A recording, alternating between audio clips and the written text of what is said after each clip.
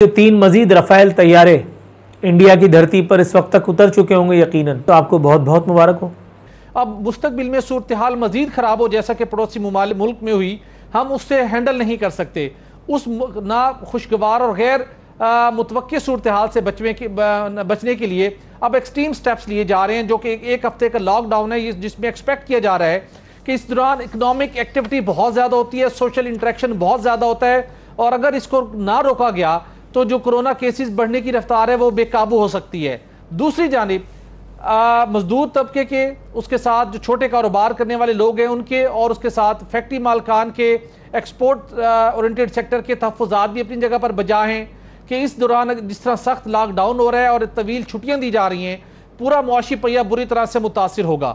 اب معاملہ یہ ہے کہ حکومت نے دیکھنا ہے کہ وہ شعبے جو اس سے بری طرح سے متاثر ہونے جا رہے ہیں آئندہ آنے والے 8-10 روز کے دوران، ان کو کمپنسیٹ کیسے کرنا ہے۔ لیکن ایک بالکل بات واضح ہے کہ سٹرکٹ لاک ڈاؤن ضروری ہے۔ آپ کو یاد ہوگا گزشتہ سال بھی ان دنوں کے اندر جب عید کا موقع آیا تو کس طریقے کے ساتھ راولپنڈی، لاہور اور بڑے شہروں کے اندر جو مارکیٹیں تھیں وہ کھچا کھچ بھر گئی تھیں۔ اور اس وقت جو کرونا کی جو ویو جاری ہے وہ بہت خطرناک ہے۔ حکومت نہیں چاہتی کہ دوبارہ مارکیٹوں میں اس طرح سے رش لگے۔ آپ کو گزشتہ تجربے کی بنیاد پہ اس سال جو مجموعی لاک ڈاؤن ہے وہ وقت کی ضرورت بھی لگتا ہے، اور اس کے ساتھ ساتھ کمپنسیشن ہونی چاہیے کچھ طبقے کے لیے حکومت کی جانب سے۔ بھٹی صاحب میں آپ کی جانب واپس آتا ہوں۔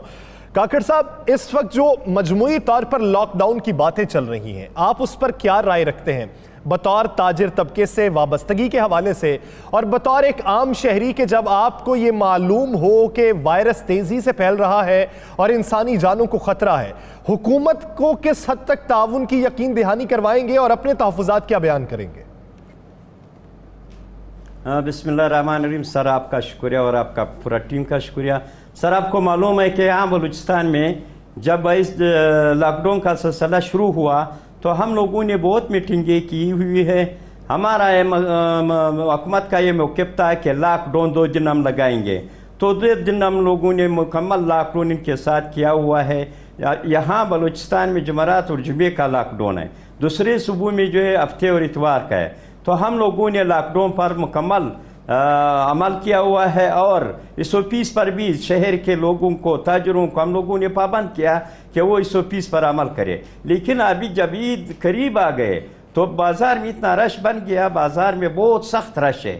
تو ہم لوگوں نے حکومت سے یہ ریکویسٹ کیا کہ 7-8 دن جو ہے یہ 24 گھنٹے کا ٹائم دی جائے، جیسے عربستان نے اعلان کیا ہے 3 دن پہلے۔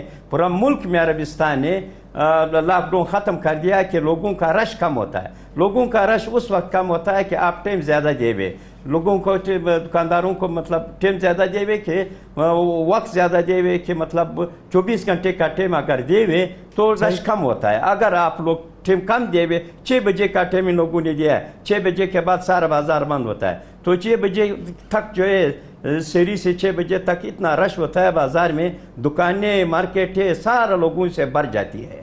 تو ہمارا یہ ریکویسٹ تھا حکومت سے، ہم نے بار بار یہ لیکن کاکڑ صاحب یہ تو گزشتہ سال بھی یہی درخواست حکومت سے کی گئی تھی کہ محدود کرنے کی بجائے آپ ٹائمنگ جو ہے وہ 24 گھنٹے کر دیں تو کاروبار صحیح طریقے سے چل سکتا ہے۔ لیکن حکومت کا تجربہ اور حکومت کا مشاہدہ اس وقت یہ تھا کہ یہ 24 گھنٹے نہیں، صحیح سود مند یہی ہے کہ آپ محدود کر کے چلائیں۔ بھٹی صاحب، اس وقت جو صورتحال پیدا ہو چکی ہے، آپ کیا سمجھتے ہیں کہ تاجروں کے حوالے سے حکومت کیا ریلیف دے سکتی ہے؟ پلان کیا ہو سکتا ہے؟ دوسرا، تاجروں کا یہ جو مطالبہ ہے جو گزشتہ سال بھی تھا، اس سال بھی ہے جیسا کاکڑ صاحب کہہ رہے ہیں، اور اب اسے سعودی عرب کو مثال بنا کے بھی کوٹ کیا جا رہا ہے کہ 24 گھنٹے کاروبار کھلا رکھنے کی اجازت دی جائے، آپ کیا سمجھتے ہیں تاجروں کا یہ مطالبہ کس حد تک ویلڈ ہے؟ یاسر، دیکھیے ہر ملک کی مختلف صورتحال ہے، وہاں پر پہلے کیا اقدامات کیے گئے اور وہاں پر جو کووڈ کے کیسز بڑھنے کی تعداد ہے، ریشو ہے، وہ کتنی ہے، انٹینسٹی کس حد تک ہے، اور ان کے پاس مریضوں کو طبی سہولیات فراہم کرنے کے حوالے سے انتظامات کیا ہیں۔ تو ہر ملک کی اپنی پلاننگ ہے۔ پاکستان کے پاس اس وقت جو کرونا کیسز کی جو جس رفتار سے کیسز بڑھے ہیں، اور جو ملک بھر کے اندر جو ہمارے پاس جو فیسلٹی ہے اس کو مد نظر رکھتے ہوئے بہت کرٹیکل سچویشن ہے، ہم کوئی رسک نہیں لے سکتے۔ تو لہٰذا یہ جو ایک شارٹ ٹرم کے لیے ایک لاک ڈاؤن ہے، یہ تو ناگزیر ہو چکا تھا گورنمنٹ کے لیے، کوئی اور آپشن نہیں ہے، تاکہ ہم کسی ایسی صورتحال میں نہ پھنس جائیں جہاں پر ایک ایمرجنسی کی صورتحال بن جائے۔ जहाँ तक दूसरा मामला है कि ताजरों को कंपनसेट कैसे करना है, तो हुकूमत के पास बहुत से ऑप्शन हैं। गुज़श्ता साल भी हुकूमत ने, आपको याद होगा कि स्टेट बैंक ऑफ पाकिस्तान के ज़रिए से एक स्कीम लॉन्च की थी, जिसके ज़रिए से उनको लोगों को कर्ज इंटरेस्ट फ्री जो है ना वो कर्ज फराहम किया गया था।